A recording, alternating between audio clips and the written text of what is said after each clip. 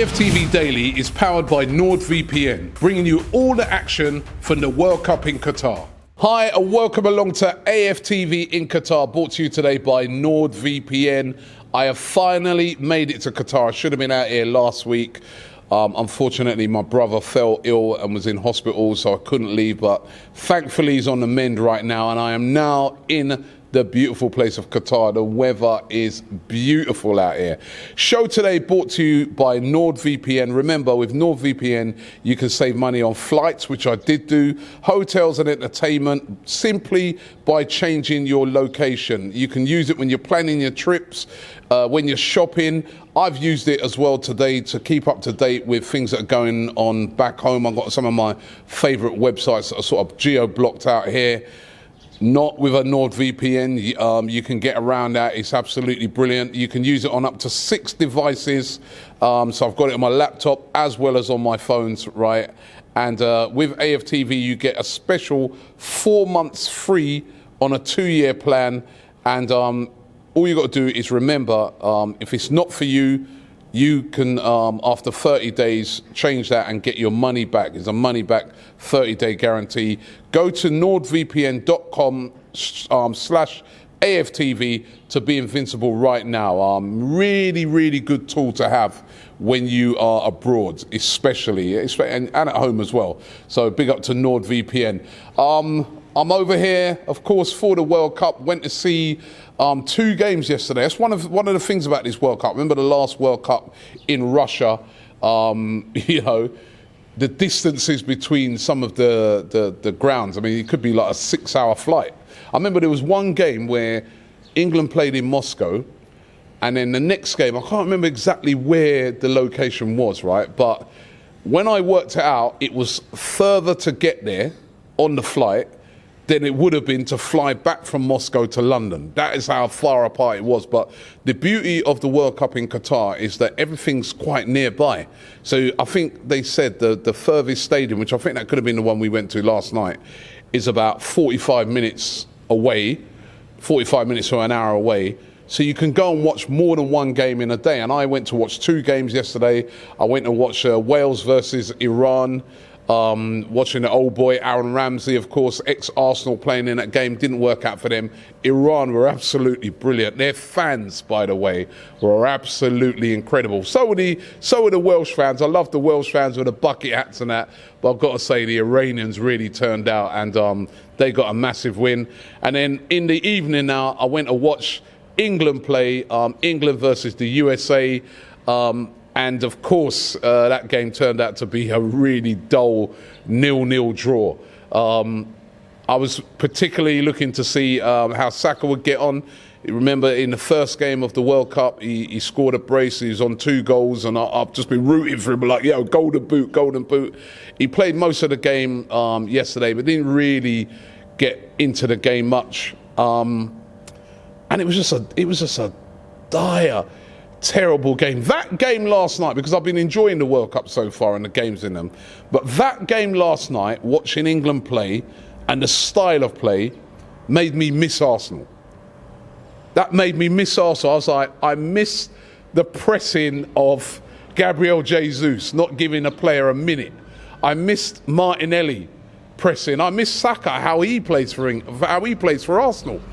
It was just such a dire game that made me realise that I just love the style of play that Arsenal play, because it was the opposite to how Arsenal play. It was just like, it was so slow, so passive, no aggression in it. I was just like, I am watching the opposite to what you see Arsenal do week in, week out. And it ended in a drab 0-0 draw. And it was a really, really disappointing game. The other thing about it as well, you know, I've got to say, Harry Maguire did actually have a really, really good game for England. But I kept looking at it and thinking to myself, why is Ben White not playing? And I think to myself, he could play in place of John Stones, who was okay, but he doesn't really progress the ball from defence. It's just always sideways and safe, all safe. We could also have bought on Ben White for Trippier yesterday, because I thought Trippier was having a bit of a poor game. You know what I mean? He again, he didn't really do a lot. It was just all safety first, safety first. And I would have loved to have seen a Ben White get on there. And what we've seen from Ben White this season, how dynamic he's been, you know, I would have loved to have seen that. There was another Arsenal player on the pitch as well, in Matt Turner. And I've got to say, Matt Turner had a really good performance for the USA. His distribution was really, really good. There was one distribution in particular where he played, I'm not sure if it was Pulisic in, and it was brilliant. And they nearly had a chance on goal. So Matt Turner looked very, very good yesterday. Very, very comfortable and competent. But again, you know, I saw Aaron Ramsdale warming up. You know, he didn't get onto the pitch. But listen, it was a really poor performance. But England still should progress through, and also a big chance for the USA as well. And as well, what was good yesterday is I met so many fans, so many Gooners at the game. Both England and USA fans, because obviously we've got a load of fans in the USA as well. And it was brilliant catching up with so many Gooners at the game. It really, really was. But it ended in a drab 0-0 draw, and as I said, it made me miss Arsenal. One thing that I've noticed, both from watching the World Cup back home and now actually being here at some of the games, is how intense these games are. Now, it's not in particular the heat, because like, even though it's hot over here, it's been quite a good temperature to play games in. Like, for instance, the game last night, it wasn't super hot. You know what I mean? It was a nice, mild temperature in which that game was played. But the intensity, you know what I mean? Even when you're watching games, right? Even at the start of the game, the national anthems, you see the passion in the players, you see the passion in the fans. Every player in this World Cup is going out there and leaving absolutely everything on the pitch. Now, I'm looking at this now and I'm thinking to myself, what are these players going to come back like after the World Cup? You know, this is a big point of discussion. We know that obviously this is coming in the middle of a season, and it's been a big debate. Who's going to sort of suffer the most from having lots of players at the World Cup? And of course, Arsenal, I think I worked it out, we got like, was it 9 players at the World Cup? And I was looking at it and I'm like, whoever comes back from this World Cup, and if you go deep into the tournament, not only are you going to be physically fatigued because you're playing a game nearly every 4 days, and if they're of the highest intensity with fans absolutely insisting on a great performance, and then if you lose, you got your country on you, and if you draw and like yesterday, you have a poor game, like what you know, Saka would have. He didn't himself play worse than any other players, but the country as a whole will have a lot of pressure on him. What is that going to do to you mentally and physically? If you go far into the tournament, you're going to come back, and surely you're going to be a bit drained by that. Are you going to be able to come back, say as an Arsenal player, and go straight into that game the following week at West Ham? I very much doubt it, and you know, it's going to be a very interesting thing to see. And when I look at the players that we've got at the World Cup, we've got, of course, Saka, who's already played 2 games for England, nearly 2 full games for England. There was Matt Turner. That's his 2nd game for the USA. I know he doesn't start for Arsenal. Granit Xhaka, who captained Switzerland to a win the other day, but again, he's one of their main men. Thomas Partey as well, captain in Ghana, their main man. Martinelli and Gabriel Jesus, who both came on the other night, and maybe Gabriel Jesus, now that Neymar's out, because Neymar picked up an ankle injury in the game the other day, you would have seen him crying as usual, right? Maybe now Gabriel Jesus might be in for a start in the next game. Again, Brazil expected to go far down into the tournament. What does Jesus come back like? Because as I said, Neymar to miss at least 2 games, and a lot of the talk is that it is Jesus that will come in for him. Couple of the other players that haven't featured so far, of course, has been No Ramsdale. I saw him last night warming up. He was right near to where I was sat.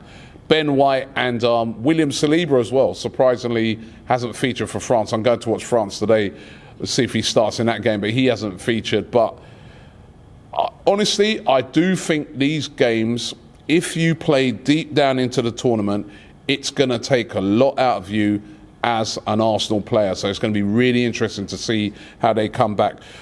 Just to mention, of course, that Arsenal are going to be playing over in Dubai, which is not too far away from here in Qatar. Now, I'm hoping to get out there for the game on the 8th of December. There's 2 games, 8th of December and 13th of December.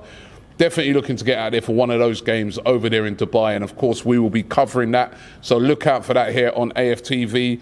And there's also a game on the 17th of December, which is going to take place at the Emirates, and that is against Juventus. Now, I think this is all very sensible moves by Arsenal. Having the games in Dubai means that if there's a player that's playing at the World Cup, he can then go straight into their training camp that they're having over in Dubai. It's, it's about an hour's flight away from where we are in Qatar, and they can join the squad.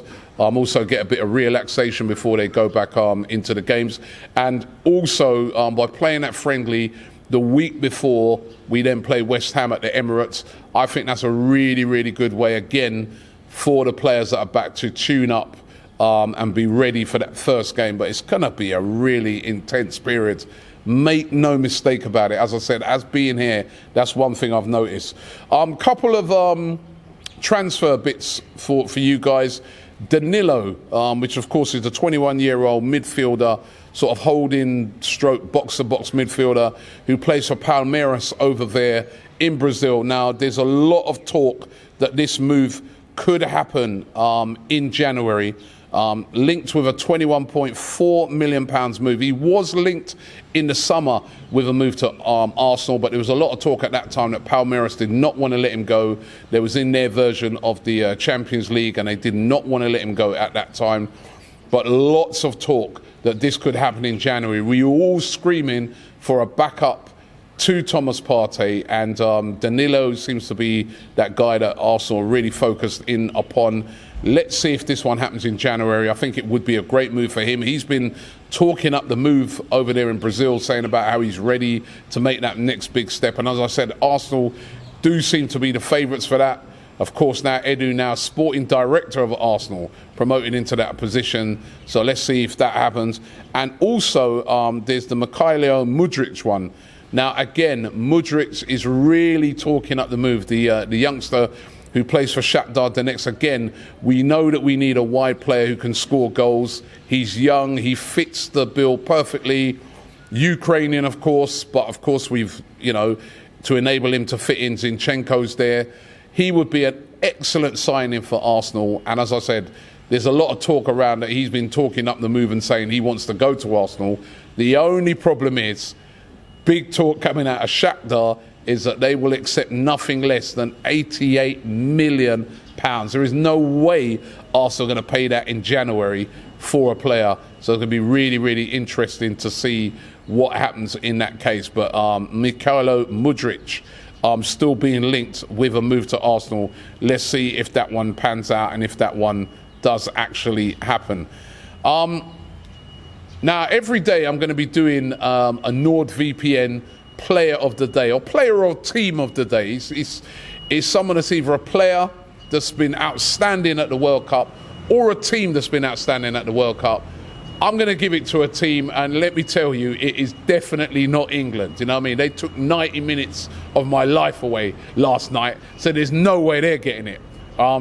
The winners of it, I'm giving it to a team. That goes to Iran, who beat Wales yesterday. They were absolutely outstanding. Their fans were outstanding. It was a great, and perfect sort of... It's what the World Cup's all about. I mean, a lot of people out there will know the story of what's been going on in Iran and, all of that sort of stuff, speaking to a lot of their fans. There's been lots of problems in that country.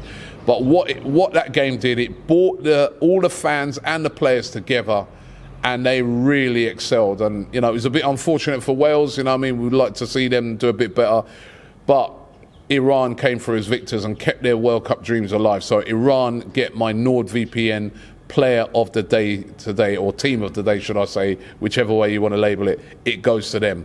Thanks for watching the show today. Remember, during the World Cup, I am going to be here every single day, keeping you up to date with all the latest Arsenal news, keeping you up to date with how our players have been getting on at the World Cup and also transfer news as well, right here on AFTV. And also, remember, each and every evening you can check out the guys. They are doing the evening show. That's Monday to Friday, so make sure you check that out. Don't forget to check out DR Sports. Whilst I'm over here, I'm doing a lot of content over on DR. DR Sports are doing a watch along to every single game of the World Cup. And also, I'm over here roaming around. There's also Flex, who does the United channel, Alex, who does the Liverpool channel. We've joined forces. We've accepted the truce while the World Cup is on, and we're bringing you loads of content, and there's some amazing content over there. If you want to get the World Cup covered fully, it's got to be over there on DR Sports. And also, don't forget to check us out each and every day here in Qatar, AFTV in Qatar. As you can hear, I don't know if you can hear in the background, a call to prayers, because we're not too far from a mosque. I think it might be a call to prayers. So let me just finish this very quickly and have a lot of respect here. Go to nordvpn.com/AFTV to be invincible. Click that link right now. I'll be back tomorrow live here from Qatar.